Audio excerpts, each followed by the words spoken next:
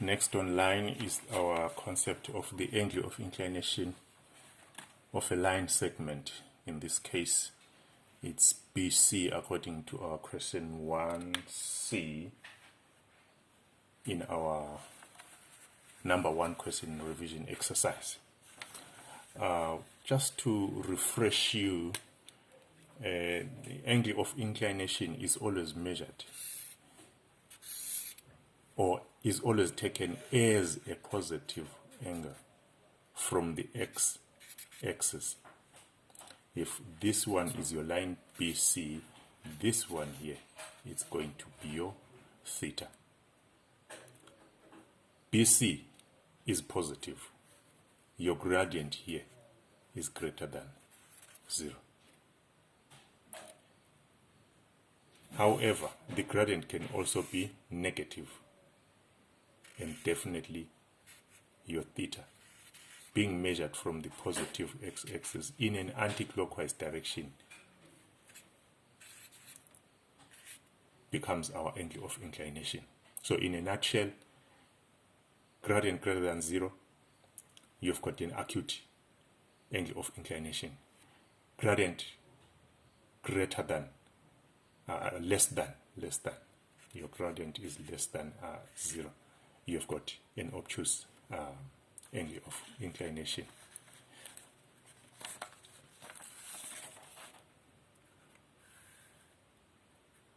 The question requires that we find the angle of inclination of line segment BC. The formula we use is tangent theta equal to the gradient of line BC.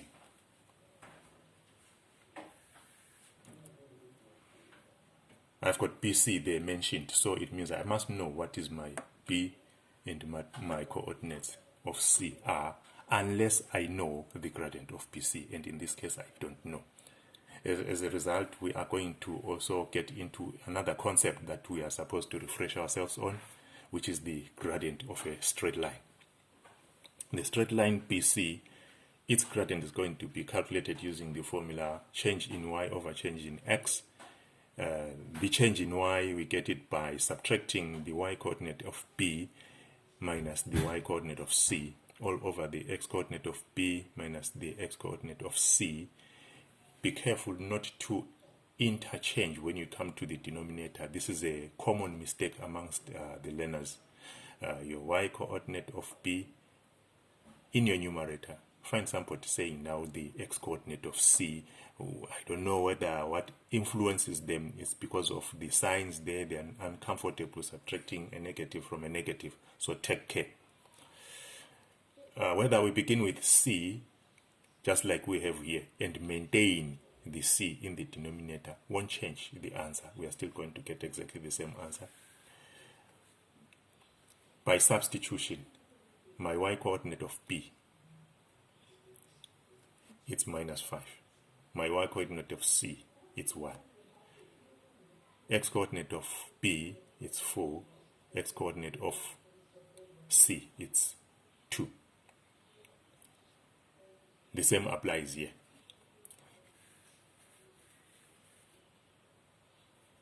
Using your calculator at this stage and at this stage, you get your x is equal to minus 3. You do not necessarily need to do this. All I'm doing here is to say either of the approaches is going to give you exactly the same answer. If you choose this one, go with it, get your answer. If you choose this one, go with it, get your answer. Now that we've got our coordinate, our gradient for line BC, we can go back to the formula for finding the angle of inclination. Tan theta is equal to negative 3. There it is. I now know the gradient of BC. From our solution of trigonometric equations, we have got this cast rule, which we normally use. This is not mathematics, it's just an aid to understanding how we work with our trigonometric equations. Our tangent is negative in the fourth quadrant and in the second quadrant.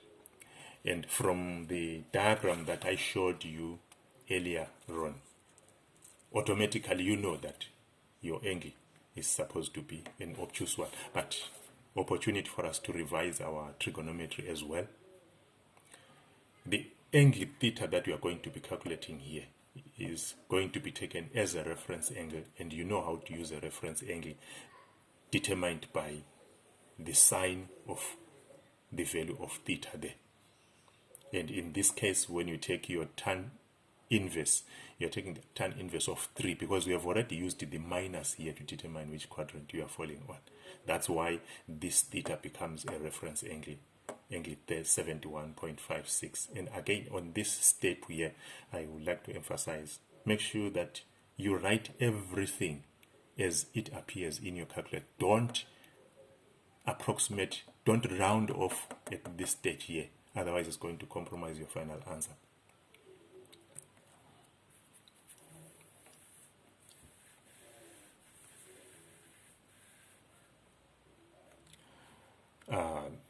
Calculating our theta, I've got the reference angle, and then using our cast rule, we know that it's going to be in the second quadrant. Therefore, in the second quadrant, we subtract from 180. After subtracting from 180 and rounding off, you're supposed to get 108.4 degrees. We can take the short route.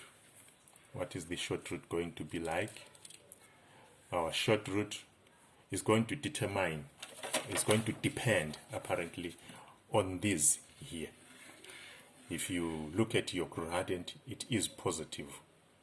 The answer you get, for instance, if it was 3, which was going to be positive, we were going to have our 71.6 as our angle of inclination.